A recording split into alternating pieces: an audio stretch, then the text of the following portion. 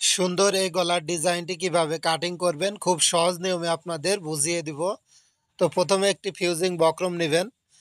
বক্রমটা এভাবে দুই ভাঁজে সমান করে ভাঁজ করে নিতে হবে। এরপর হচ্ছে গলার ডিজাইন কাটিং করার জন্য গলার লম্বা দিবেন 7 ইঞ্চি। তো 7 ইঞ্চিতে এভাবে একটি চিহ্ন করে নিতে হবে। তো আমি যেভাবে দেখিয়ে দিচ্ছি 7 ইঞ্চিতে এভাবে একটা চিহ্ন করে নেবেন। এরপর হচ্ছে আড়ের মাপটা নেবেন 3.5 ইঞ্চি। তো উপরে হচ্ছে 3.5 ইঞ্চি নেবেন। এরপর হচ্ছে এখন একটা স্কেল নিতে হবে। তো স্কেলটা এভাবে বসিয়ে সুন্দর করে চার কোণে একটা বক্স তৈরি করে নেবেন। তো মনে রাখবেন প্রত্যেকটা গলার ডিজাইন করার জন্য চার কোণা এই বক্সটা তৈরি করে নিতে হয়। এই বক্সের ভিতরে আমরা এখন ডিজাইন কাটিং করে দেখাবো। তো প্রথম হচ্ছে ডিজাইনটি করার জন্য আমি যেভাবে দেখিয়ে দিব ঠিক সেভাবে ডিজাইন করবেন। তো নিচের থেকে 2 ইঞ্চিতে একটি চিহ্ন করে লম্বা করে স্কেল বসিয়ে দাগ টেনে নেবেন।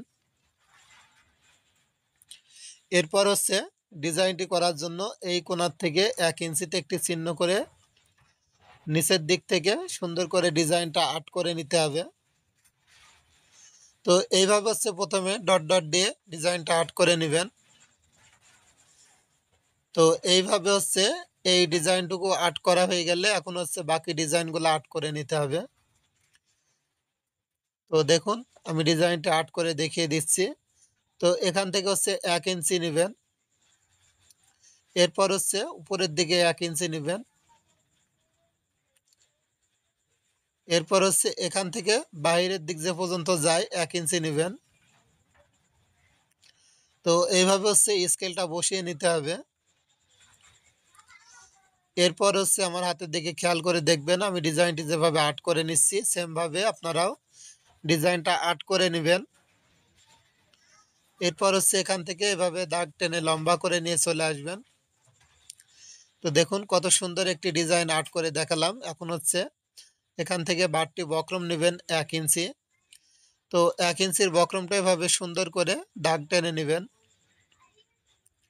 তো এইভাবে হচ্ছে আস্তে আস্তে দাগ টানা হয়ে গেলে এখন হচ্ছে বাড়তি যে বক্রমটা থাকবে সেটা হচ্ছে প্রথমে কেটে বের করে ফেলে দিবেন।